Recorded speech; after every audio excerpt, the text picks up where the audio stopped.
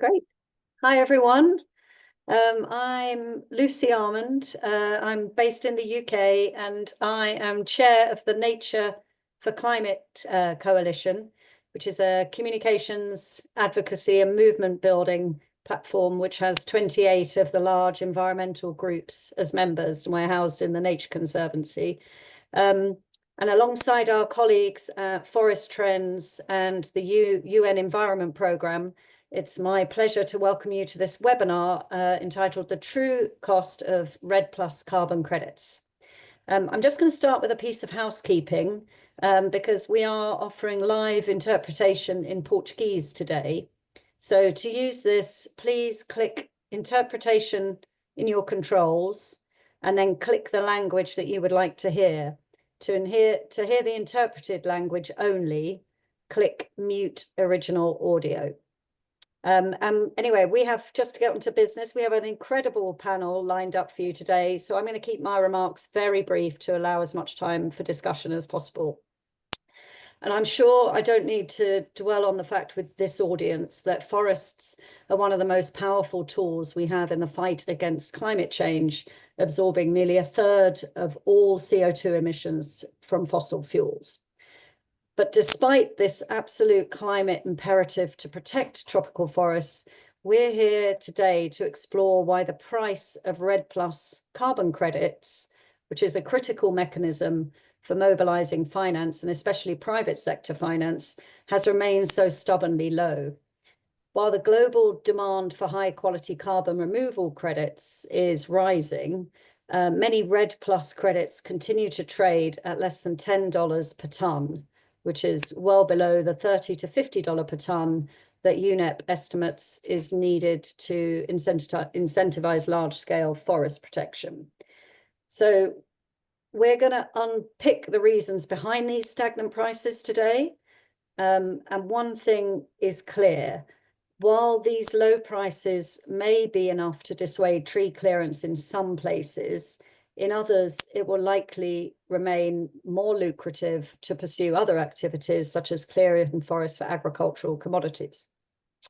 But there is some good news. Recent Article 6 breakthrough at COP29 and the approval of REDD+ crediting methodologies under the core carbon principles by the ICVCM could be signaling a new era for REDD+. So it's a great time to have this discussion today.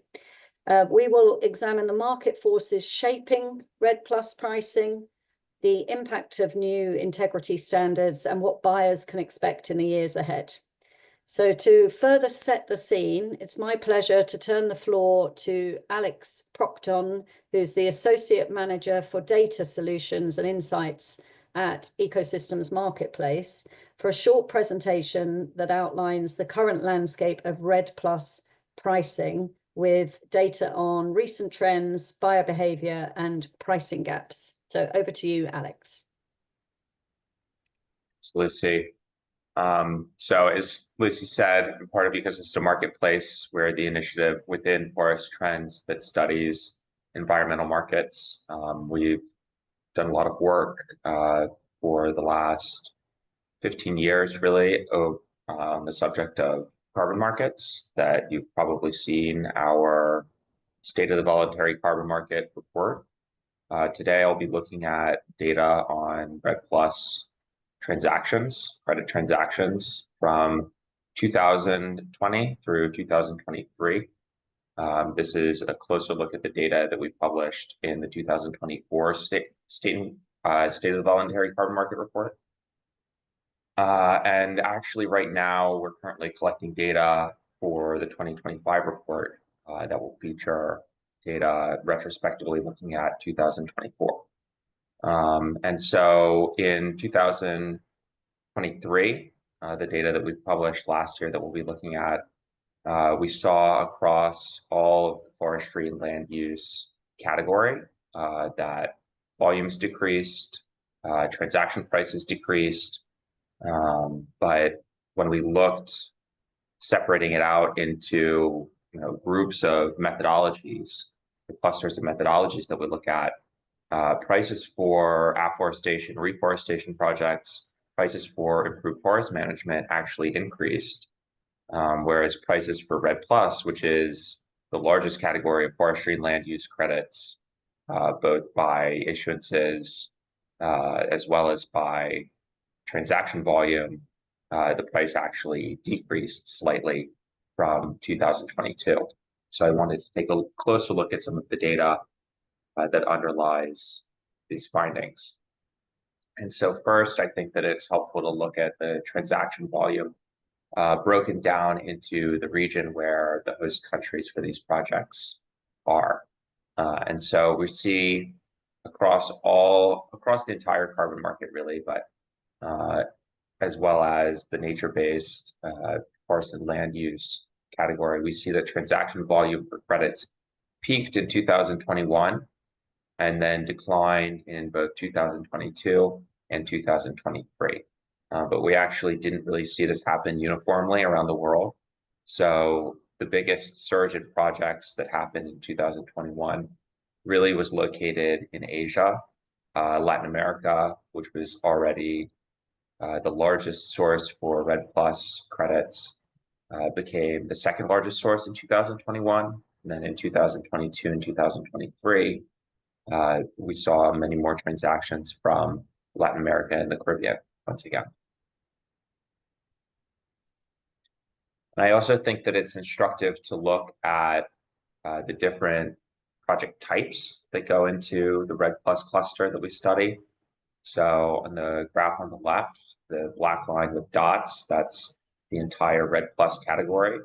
But when we look at the green lines in the back, those represent the individual project types. And starting in 2022, we had a divergence in the values, the average transaction prices by project type. We saw that avoided unplanned deforestation, which is this bottom line, lagged behind avoided planned deforestation and avoided unplanned deforestation and degradation. And continuing into 2023, that actually, not only did that divergence in prices remain, it's actually a big factor of pushing down the price of all REDD Plus transactions in 2023. Basically, all of the transactions that were reported to us that were categorized into a specific REDD Plus methodology, they were basically all avoided unplanned deforestation projects in 2023. And so this dragged the price lower, although it's still significantly higher than it was in 2020 and 2021. It's only the avoided planned deforestation and avoided unplanned deforestation and degradation projects that are still at around $10 per ton. And so finally, as we collect data on the carbon market, we also send out a sentiment survey to our respondents. And so I wanted to highlight some of the recurring take-home messages from these specific responses that we received to our sentiment survey. And this is all direct quotes that were provided to us by our respondents. So looking at the market in 2023, at the beginning of 2024, respondents noted that reforestation and restoration really grew in focus for buyers of nature-based credits, but that these project types didn't necessarily take into account the difficulty of nature restoration or reforestation, and particularly when it comes to trying to return to a native species mix rather than just a monoculture plantation. There was a lot of negative media coverage that specifically targeted REDD Plus, as well as other project types. And so that was something that we heard again and again, something that I'm sure that most of the audience and participants in this webinar are very well aware of, the number of articles that seem to cherry pick individual REDD Plus projects and then hold up issues with those projects as issues with the entire sector. But at the same time, we had respondents who told us that they still saw strong demand for some REDD Plus projects. There are buyers who understand the importance of protecting tropical forests, understand that REDD Plus is one of the few mechanisms that we have to actually channel finance towards protecting these forests. And in particular, the role that local communities can play in REDD Plus projects, and the role that these projects can play for local communities by providing co-benefits that go beyond carbon, things like providing stable livelihoods, uh, you know, bolstering biodiversity in their local ecosystem, providing clean water. So overall, I would say that it's a mistake to look at REDD Plus as a monolith. And so, that I think is some of the nuance that we'll try and explore with this panel. And so I'm going to turn it over to Nate Truitt, Executive Vice President of the American Forest Foundation, to introduce the panel and to moderate with some questions. But I'd like to close just by saying, again, that we are currently collecting data for the 2025 State of the Voluntary Carbon Market Report. So if you're a project developer, whether that's in REDD, other forestry projects, or other carbon credit types, and you haven't shared data with us in the past, or you haven't shared data this year, please reach out to us at info@ecosystemmarketplace.com. We also have an interactive online data hub that features a lot of this information for the entire carbon market. So I'll turn it over now to the panel. Thank you. Thank you very much, Alex. As Alex mentioned, my name is Nathan Truitt. I'm the Executive Vice President of Climate Funding for the American Forest Foundation.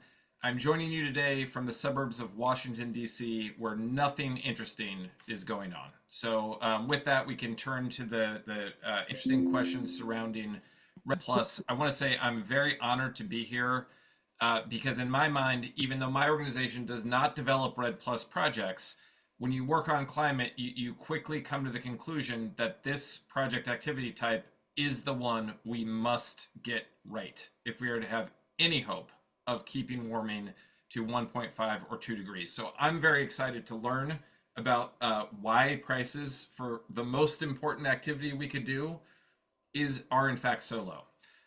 We have two panelists who are traveling and are having some difficulty accessing the internet. So we're hoping that they're going to be able to join. We're going to start by introducing a couple of the panelists that we have with us. And right at the beginning, I want to apologize to the panelists. My pronunciation of your names is going to be an adventure, and I invite you to correct me. So first, we have Gabriel Labat. He is the head of the Climate Mitigation Unit and global team leader of the UN REDD program at UNEP. He has more than 20 years of experience in the interface of environment, poverty, and human development, and has worked on environmental valuation, quantitative poverty analysis, cost-benefit analysis of REDD+, and the integration of social issues into land use and biodiversity conservation policies. His current work focuses on using carbon markets to support high-integrity, nature-based solutions to climate change. He represents UNEP at ICAO Corsia and is a member of the UN Task Force on Voluntary Carbon Markets. He is also a co-chair of the expert panel of the Integrity Council for the Voluntary Carbon Market, or the ICVCM. Gabriel, welcome, and did I pronounce your name correctly? Okay, sounds good.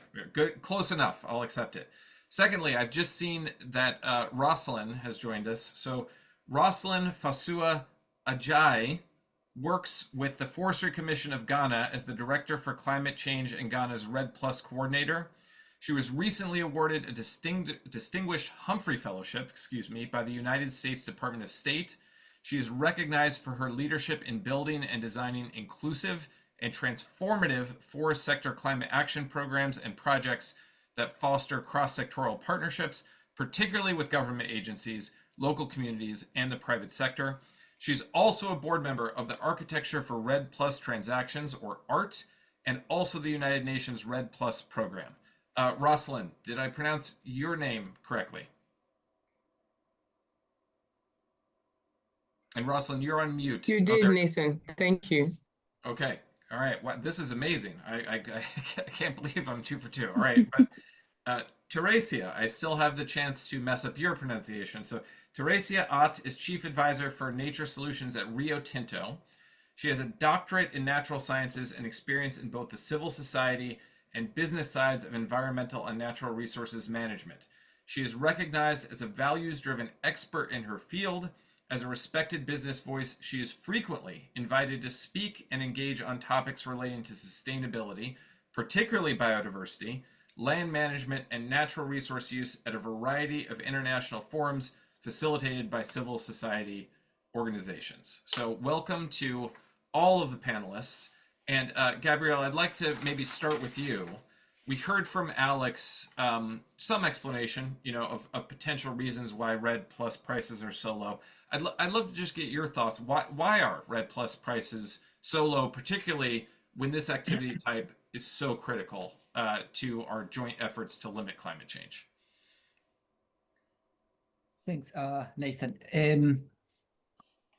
Well, I do agree with the basics of what was presented, and I think that the collection of comments were quite representative of the feeling out there. My explanation is that it has taken some time to have a framework for REDD Plus that we feel comfortable about. So that's point number one. In the development of this framework, it is true that we have seen problems with some projects. There is no doubt about it. At the same time, I walk the field, and I know that together with bad examples, there are a good number of very good examples in which REDD Plus projects have contributed real benefits. My impression is that we have advanced quite much in terms of integrity. Now I put my ICBCM hat. We had an 8 months discussion on REDD Plus. We look at all arguments on both sides of the table. And the categories that the ICBCM gave the CCP label are good ones. That doesn't mean that you will not find a problem here or there. In a sense, we are a bit like, let me pick an example, an insurance company. I may not be that concerned about your particular case, Nathan, your particular claim. What I want to make sure is that at the portfolio level, things are okay. So we are certain about this. We do not dismiss concerns, but we believe that these risks can be managed and that we can improve integrity as we take the market with us. That will take some time to permeate, to filter through the mood in the market. A string of almost non-ending articles about all the bad things on REDD Plus, had a real impact, not only on the market, but on people on the ground. I mean, those good projects that were depending on funding. That will take time, but my impression is that, we will be able to turn the tide, that we should see a change in the mood.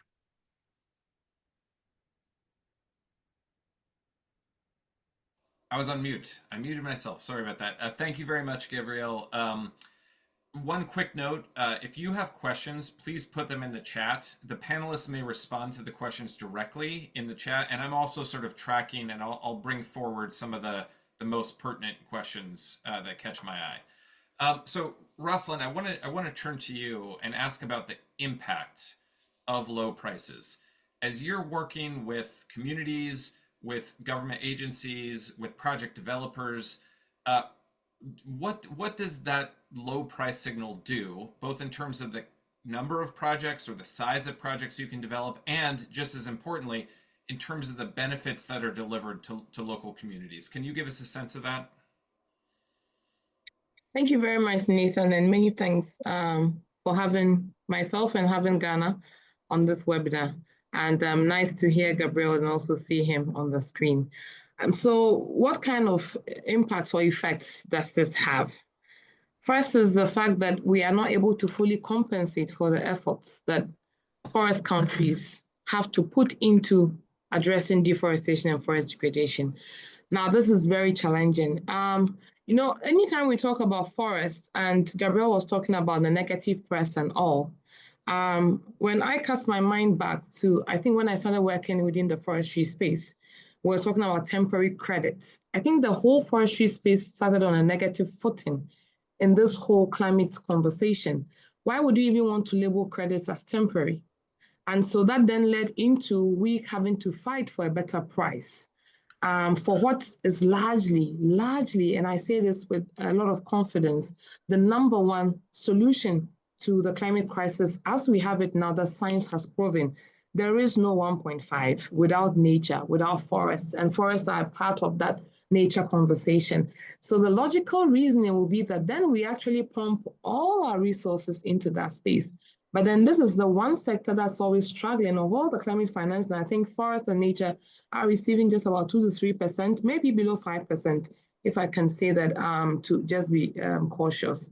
And so it means that we are not able to fully develop the potential of this sector that can help us get to 1.5. Sometimes the question I ask myself is, are we actually ready to get to 1.5? Because what we know would work, we are not ready to finance because of the negative press, the different bureaucratic processes that we have introduced, and the unappealing nature that we've made forests to look like. But even with all the issues that certain projects have, I still say that if we go back into the books on the value of forests, the value of trees, the value of nature, we are really doing ourselves a disincentive. That also means that, for example, for a country like Ghana, that has been talking about REDD+ for so many years. We started talking about this in 2008. The question from our local communities is, what are you really bringing to us? Because we have been at this for like 16, 15, 17 years. We are still talking about $5, $10. We get $15 and it's like everybody is clapping. $15 a ton. Now, what it takes to maintain that 1 ton in any landscape is extremely difficult because you are dealing with many people, they are dealing with many interests. You're particularly dealing with poverty of the landscape, poverty, unemployment. People just see the forest and that's where their reliance is on. And so if you're not able to solve these undergirding issues, then you're not ready really to address deforestation and forest degradation. What it also means is that we are increasingly upping the price now of what it would take for us to do the necessary. If it would have taken $20 5 years ago and we're paying 10, and we did analysis in those years and said we need to pay 20. Now it's not 20. We even know in economic terms, inflation and everything else. But then it's taking us so much time to move from 5 to 15. It's like we are crawling in the space. So the incremental benefit of our initiatives and of our actions and of the value that we can get from protecting forests is missing. And this is a very huge impact, a very huge effect. And I sometimes get scared because I think that the more we are waiting, the more we are allowing the issues of deforestation to escalate, because year on year, we're going to have global reports that say the picture is bleak, it doesn't look good. But question is, have we put in that same energy into increasing the compensation that's needed for managing these forests? Thank you. Thank you very much, Rosalind. That was really excellent. One quick logistical note. I misspoke. Our panelists actually cannot answer your questions in the chat. It's a limitation of the platform. So I am tracking questions. I'll do my best to bring them forward. So please keep posting them in the chat. But I didn't want to give you the impression that our panelists are ignoring your questions.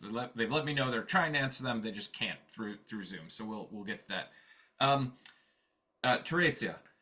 I mean, Rosalind just laid out a really great case of all the benefits that come along with these projects, of all the costs of implementing them. And it is confusing that you'll find companies who are willing to pay $1,000 a ton to remove a ton of carbon dioxide from the atmosphere, but balk at $10 or $15 a ton to keep carbon where it's been stored, in many cases, for hundreds of thousands, if not millions of years already. I would love for you to walk us through what's sort of the argument you would make as to why prices for REDD Plus should be higher.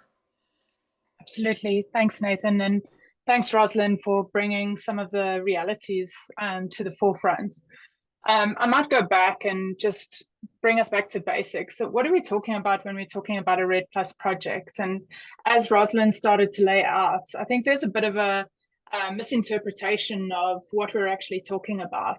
A REDD Plus project is not a conservation project where we're just drawing a protective line on a map and voila, the forest is protected. It's actually all about people. REDD Plus projects are about changing the way people interact with their environment.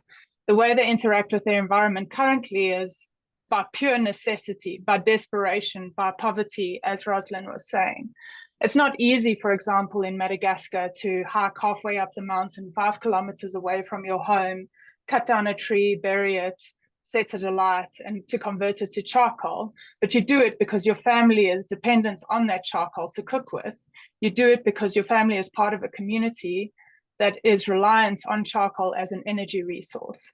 There is no other option. There's no electricity. There's no other option for that energy source. So gradually you start to see deforestation in these regions. And there's lots of different root causes. But I think that's the important thing for people out there to understand, is that there is a root cause to deforestation and degradation of these landscapes. And REDD Plus is actually all about addressing that root cause and working with communities to find alternative livelihoods out there. There's a cost to that. You want to capacity build communities to introduce new technologies or to introduce new ways of using their landscapes, reusing degraded lands, composting, whatever it might be. There's a cost to that, and that cost needs to be covered by investment. Communities cannot cover that cost because it obviously is at risk to their own livelihood. So the investment that comes through REDD Plus projects and that initial injection of cash is really to set those communities up to try something that they don't have the opportunity to try in the alternative case. So, and this is what people have to understand. There's that initial cost of getting the project up and running, and then importantly, making sure that the large percentage of that revenue that's coming from the carbon credits is coming back to those communities to maintain that change until the benefits are clear. So we're talking about land use change. It doesn't happen overnight. You need decades worth of investment and cash coming through to these communities so that they can see that this is actually a better way of using the landscape.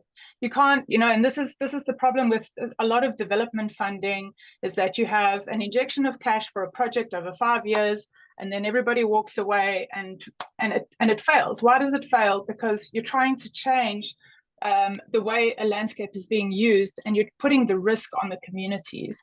And that's what's so amazing about REDD Plus. If it's done the right way, communities are not carrying the risk, but they're able to see the benefits through their own actions over time, and therefore reap the rewards. And that leads to sustained change of how we use our landscapes. Thank you. Thank you very much. I'd now like to get into a little bit of some factors that might drive the price of REDD Plus higher to an area where we're able to cover these costs that have just been talked about and implement more projects. And Gabrielle, maybe just to start with you, obviously the ICVCM recently gave CCP labels to several REDD Plus methodologies. Part one of that question, what impact do you think that will have on pricing? And point two, the chat is really full of people with a very robust discussion of ex-ante baselines versus ex-post baselines, and some of the controversy that surrounded the issuance of those CCP labels. So would love for you to comment on anything related to that, but also to what extent does that question, that controversy, sort of limit the impact that the CCP decision would otherwise have on REDD Plus prices? Thanks, Nathan. Well, there are two questions there, I think, at least two. But the first is about the impact of the CCP label. It is still early to say, but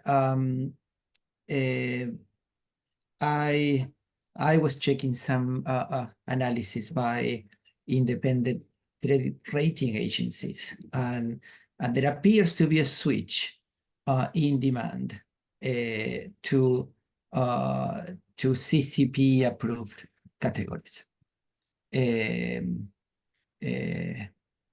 One of these studies was done by Calix, I believe. And again, it is too early to tell. This is not a sprint. This will take a bit of more time. So we hope that switch will continue, and as supply and demand reaccommodate, I mean, the supply of high quality credits is definitely less than total supply by a long margin. I would expect, I hope, to see that reflected on prices. So that is one thing. The other question, if I understood well, was what is the impact on the CCP signal to demand when we have situations like the one we had for REDD Plus in the ICBCM, and there was a question about it. I think that it has an impact. I think that it brings a highly technical discussion to the public domain, and it takes time to understand what the issue is about. And for some people in the market, you just see that as another sign, as another dispute, as another sign that we don't have, that there, there could be problems with that category. So we accept that, but what we do is to respond openly to these concerns. We do not dismiss risks. I remember one of the issues in the conversation was that let me remember, in a world of naturally decreasing deforestation trends, then the jurisdictional approach to baseline setting will result in overcredit. Yes, it's true. In a world of naturally decreasing deforestation trends. Are we on that world? Well, I don't think so. Will we monitor for a situation like this, in which we see that there are reductions in deforestation that are completely unconnected to expectation of carbon payments or a REDD Plus strategy? Yes, we will. If we see that, yes, we will take action accordingly. So that's just one of the examples that we are taking a bit of time to try to explain in terms that the market will understand why we took a decision like the one we took. Thank you, Gabriel. And this is one area where I actually know something about this. So just to add use my prerogative as a moderator, we at the American Forest Foundation have developed a dynamic baseline post baselining approach, which sounds great. Let me just say it's technically very difficult to implement, even in the United States, where you have way better sources of data. So I think sometimes people hear about the approach and say, oh, that's great, let's do it, without understanding all the technical difficulties that are involved. And if you can't surmount those technical difficulties, you're actually not going to see the integrity improvements that you might otherwise. So that's just a little bit from someone who actually works on those kind of baselines. So Ruslan, similar question for you. We have now Article 6, it's being implemented. There's a lot of activity. I think REDD Plus is likely to be one of the methodologies that is addressed first within that context. To what extent does an Article 6, Paris crediting mechanism market coming in alongside the VCM, can that lead to more competition and therefore higher prices for projects? Thank you, Nathan. So, where we've gotten to with Article 6 is fantastic. We've made so much progress. But with a few arrangements or cooperative agreements that I have seen, the volumes or the quantum is not so much for me. So I'm getting a bit skeptical. Have we, spent all these number of years to get to the space where we are still talking about hundreds of thousands of emission reductions and removals in transactions? We need millions because we need Article 6 in a space where it can respond to country NDCs. That's actually what we want to solve. We've had NDC 1.0, 2.0. Now we're moving to 3.0. And still, if you check the rate of achievement, a number of countries have not been able to achieve that full potential of what they put in NDC, even 1.0 up till now. But we still keep on just moving and changing the different versions. I don't think that the mere fact that we have Article 6 sorted at the moment is going to get us to where we have to get to if we don't check the fundamentals. It's a lot of behavioral change and patterns that we need. It's a lot of changing mindsets because the way the carbon market is now, particularly for forests, you have just one negative article and then everything just goes down. Prices just crumble, and it affects even very good programs and projects that are doing so well. My question is, why should that be? It shouldn't be the case. And so if we don't get those fundamentals right and change people's mindsets and thinking about how they see REDD+ or forest sector credits, it's still going to be a challenge. We'll just migrate those issues into the Article 6 phase. The other thing will be that I think the supply side needs to get a lot more engaged in this conversation, which has largely been driven by the demand side. It's not about buyers only. It's also about the countries that are generating these credits. I am a REDD+ country entity, and I believe that as REDD+ countries, we must do more to understand what our landscapes really offer. What is the true value of our forest? We need to get into the space where we do a quantification exercise. We do analysis of what it takes, the length of time it takes to get where we need to get to keep one tree standing, to protect one tree, how many communities, indigenous people are dependent on this, the intrinsic value, quantification of even that intrinsic value. Because it's easy to just get up and set up an energy project, have some solar panels and all that. It's not that simple to just say people should change their behaviors when they are attached to a forest landscape. So how do we value all that and use that as a good selling price to get the necessary price that we want? And then the third thing that I want to put across also is that we need a lot more leadership in the space. I have never been to any engagement where I've seen buyers shiver to make their statement or even question how it will be received. But forest countries are always thinking, how is this going to be received? I think that we need to be bold. We need to go out there. These are the resources that we are engaging or we have been blessed to have. If we don't tell our stories better, nobody will actually understand where we are coming from. If it's $30 that we need, and I saw in the charts that someone has written that REDD+ countries have just become price takers. That's what it seems. If we think it's $30 and we can wait to get $30, let's wait to get $30. Let's have a stronger alliance, because what happens is if others start accepting 5, 10, and then, your country will practically just be left out. Question is, how long would you wait if you want to get that better and higher price?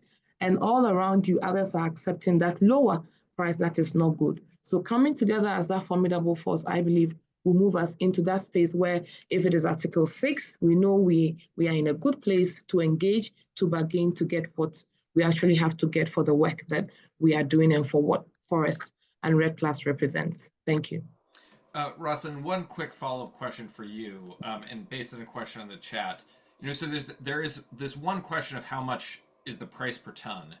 There's another question of when that is delivered, right? Is it delivered once the credit is produced? Is it delivered at the beginning? Is it spread out? And I wonder if you could just say a little bit, what are you seeing in terms of those kind of advanced market commitments, prepayments? Are buyers or financial institutions stepping up to give communities and projects the resources they need throughout the project lifecycle to actually implement the kind of high quality projects that you're talking about? So our Ghana started from an FCPF journey, or we started with the FCPF. So we have gone through the full 3 phases of REDD+. We had readiness, we had piloting, now we are the results-based payment phase. So we've actually had support to put in place the structures during readiness, do the sensitization, build the structures, governance structures, which we are still even doing. It never really ends. And then now we are in the results-based payment phase. Now going into the voluntary carbon market, it's a different conversation altogether, because most times you have the voluntary carbon market buyers thinking about risk. So what if they do a prepayment or an upfront payment and you're not able to deliver? From my experience, it will be very, very hard to do prepayment and not get delivery. And that's one message that I would really appeal to buyers to buy into. Because once you're able to do a prepayment, first, you show commitment. Secondly, you are able to deliver finance that can do immediate activities on the ground. You are also able to provide funding that can ward off illegalities, because the time lag between signing an ERPA and going through validation verification, which really does not even depend on the country, to a very large extent depends on the VVB, and then getting into delivery, it could take about 1 year to 2 years. Within those 2 years, as Teresa was saying, these are livelihood concerns. Anything can happen. But when there's an upfront payment, it's some form of insurance or security. And so local communities, indigenous people know that, no, you are serious. Yes, let's commit to this program. Let's ensure that it works. So I believe that we need these upfront payments to come in from time to time. We kind of have a very good negotiated way that this comes in. Even with the World Bank, we took an upfront payment and it was hedged against our first year delivery. And so that was the risk, that it's not too much beyond what we can deliver in the first reporting period. But one caveat that I would also want to indicate is that because upfront funds are more like a risk-taking adventure, there are too many bureaucratic requirements. And we need to also deal with that, because if you bring in too many requirements to be fulfilled before the funds actually touch down, then you are not beating the time. So the whole life cycle requires different things to be done at different times before delivery. But from my experience, if you're able to commit funds upfront, the delivery is more assured than if you are not able to commit funds upfront. Thank you. Thank you very much. And just to, one question that was sort of mentioned in the chat was the percentage of a credit purchase that actually ends up going to the developer. And just to speak a little bit more about what you shared, Rosalind, a huge portion of that the developer is using to cover the cost of their capital, because they've had to go and borrow this money, or the transaction costs of MRV and so on and so forth. So whenever buyers raise that concern, I always say that's something that you can control by making prepayments. You will see a lot more of that credit price flow through to communities if we don't have to pay that cost of that capital, please. Exactly. And that's also one thing we can easily avoid when buyers are confident enough to engage directly with the countries, with the indigenous people, local communities. Why do we always need middlemen? Because countries probably might not have built the capacity, but capacity can be built. In Ghana, for all our REDD+ programs, we don't have any intermediaries. We have built national capacity. We are not there yet to where we can get to, but at least we're in a space where we can do our negotiations, we understand our legal positions, be able to work on our safeguards, our MRV, with the support of institutions such as the FAO, UNDP, UNEP, and others. But we have largely come to a place where we say, it is better we do this, make our mistakes and learn, than always to depend on a developer that takes a chunk of the funds and then it still doesn't look appealing to local communities. So for example, what we are doing at the moment, local communities are receiving 69% of the benefits. It's not going to any developer. If a local community member is able to prove that you have engaged in REDD+ activities that have reduced deforestation, forest degradation, you are getting 69%. And eliminating that barrier has helped. So if the buyers can engage directly with countries, I think all the better. But I know that there are a number of skeptical issues here and there, and also because most of our buyers probably don't have their core business as within the forestry sector, so they want another person that comes in, steps in for them, that's reporting, that's the MRV. But that capacity can also be built for a country. Maybe we use a developer for the first year, But for subsequent years in that reporting cycle for the project, you should build in-country capacity. That even gives more ownership. As Teresa was saying, or I think Gabriel, if it's just a project, people just see this as it's a project, it's ended. We go back to our old ways. But if you're able to inculcate ownership and that becomes a way of life, then you have sustainability and you don't keep going back into deforestation and forest degradation. Teresa, when we need, there's obviously a lot of sort of technical questions about REDD+ projects. So much of the focus is on the sort of carbon accounting and the atmospheric integrity of the credit. We've heard a lot today about all of the different benefits of these projects that are outside of that. And I'm wondering if you could sort of lead us through, if you think about what a REDD+ project and credit will look like 3 years from now, how will things have changed, either in the way that we've addressed some of these issues or the way we talk about them? And what should buyers expect in terms of the prices they will need to pay in order to enable that kind of better story and better credit quality? Thanks, Nathan. Talk about a hot potato. All right, so I mean, if we look 3 years from now, so for example, Article 6 will have the framework up and running. It will have clarified for businesses where countries stand and what their carbon frameworks look like, how carbon credits will be issued from different countries, what the NDCs are for each country, and how that will affect different project types, including REDD+, in particular jurisdictional REDD+, which is affected by NDC.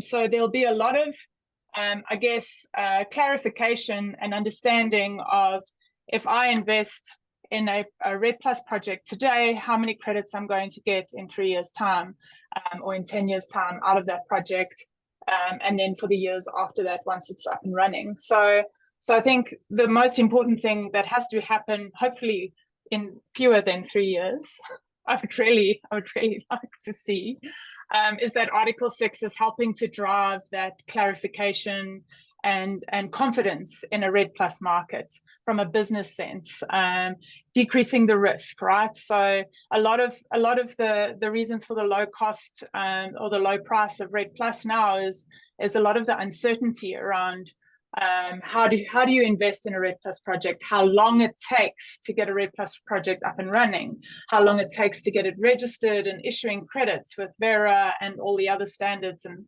the sort of seemingly black hole processes that just, nobody's sticking to their timelines. It's becoming a real business risk. So there's that piece. Then what does it look like on the ground? The governments themselves are using this new Article 6 mechanism and the funding that's released from that to set up government REDD+ departments that actually do their jurisdictional REDD+ baselines. They have a clear sense of what is applicable for their country and for the different regions within their country, the different forest types, rates of deforestation, rates of restoration, etc.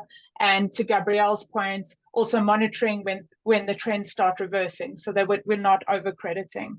So we have a real confidence in governments being able to take responsibility, as Rosalind was saying, of their own REDD+ context, essentially. And that, again, adds confidence for business that we're not going to invest in credits that don't actually exist, right? We're investing in real emissions reductions. From a business sense, that will naturally drive market forces. You'll have less negative press on about REDD+ projects, and hopefully we start moving into this year, I hope, into more positive press around the potential of REDD+ and more balanced reporting about the value that it brings to communities. We see a lot of those kinds of articles currently in reports by like the Nature Conservancy or whoever, talking about the social and economic benefits of REDD+, but you don't see it in The Guardian. You don't see it to the extent that you see the negative press around a particular, let's say, bad REDD+ project. So those market forces can all start pushing us forward.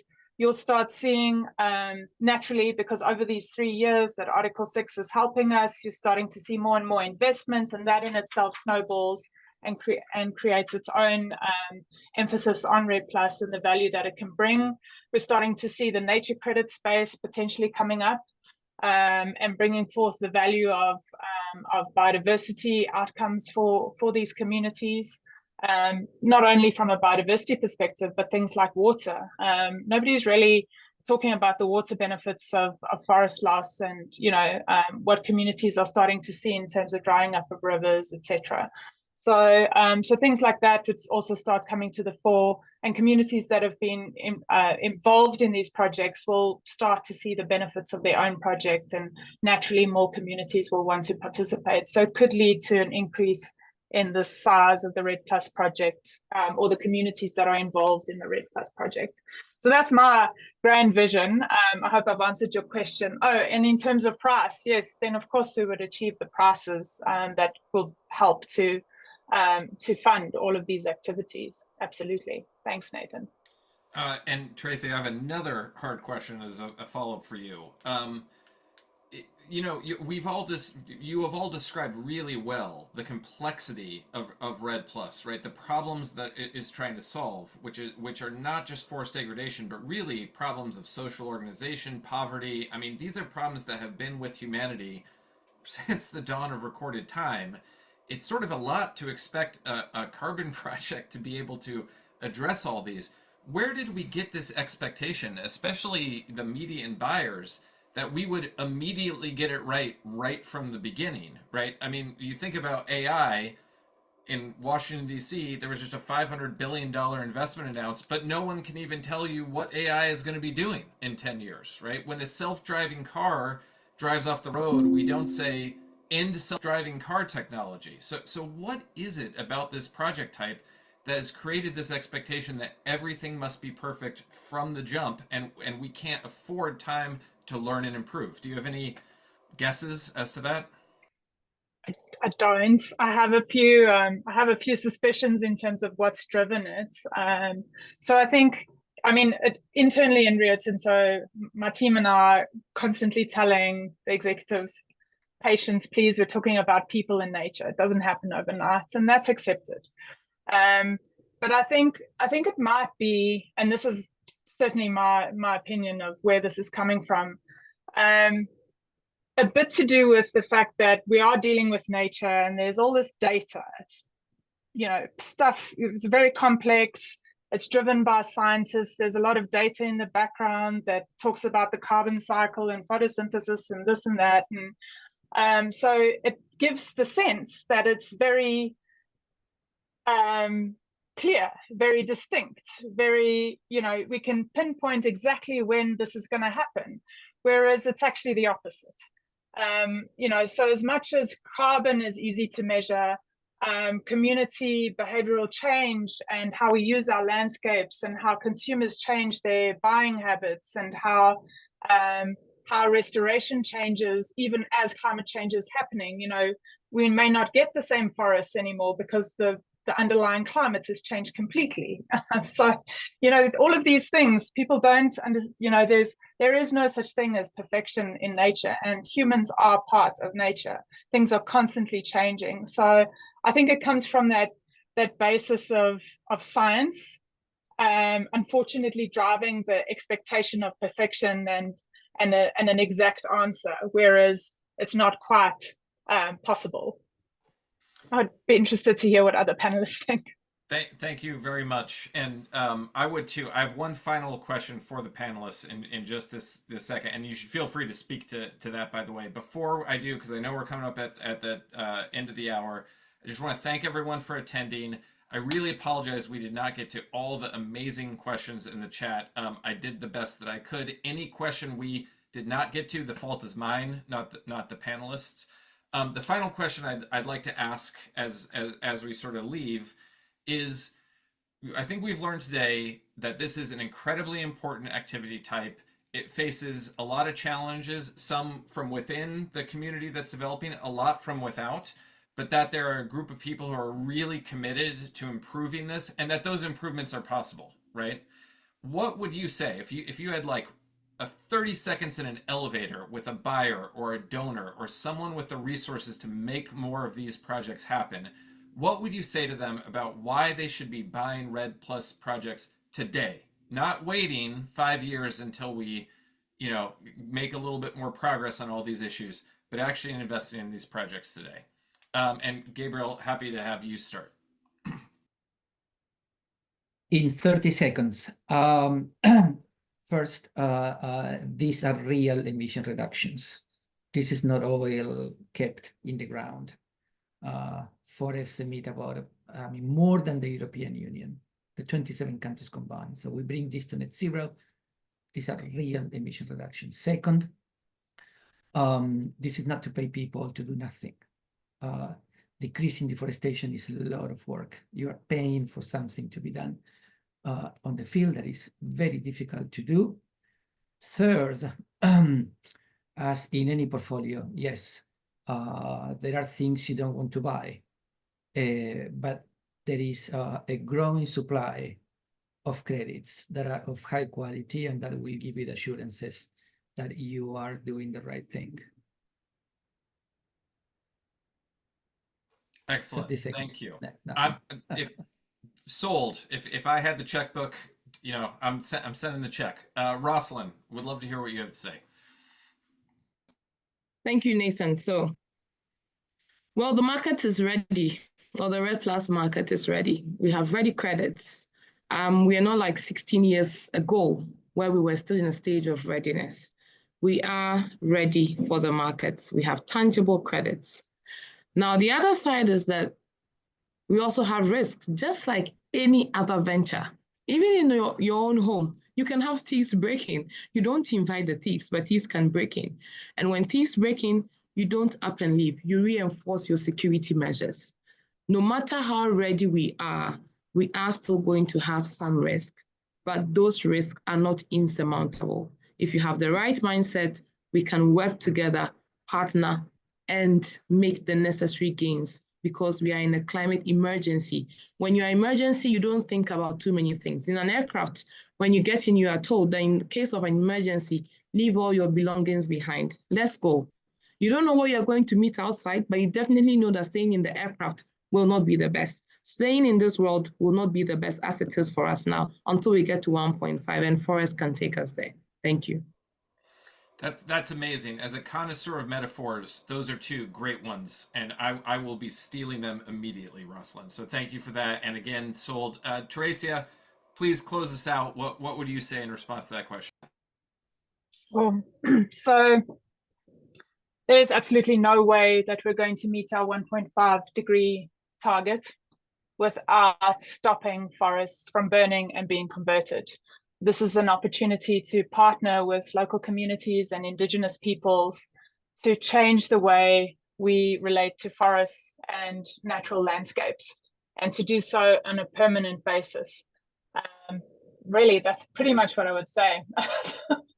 It's pretty good. Thank you. I mean, lots of times in the carbon world, we struggle to be concise, and this is 3 great examples of you guys being very concise. So with that, we're going to draw to a close. I want to let everyone know we will be sharing a recording and a chat transcript, very shortly.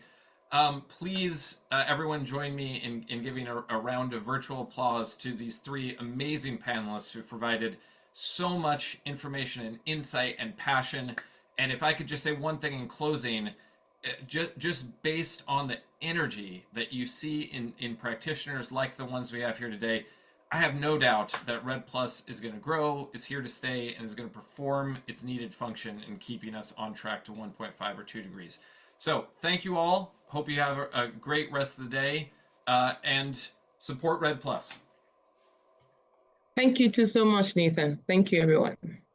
Thank you, everyone. Thanks, Nathan. Thanks, everybody. Goodbye. Thanks.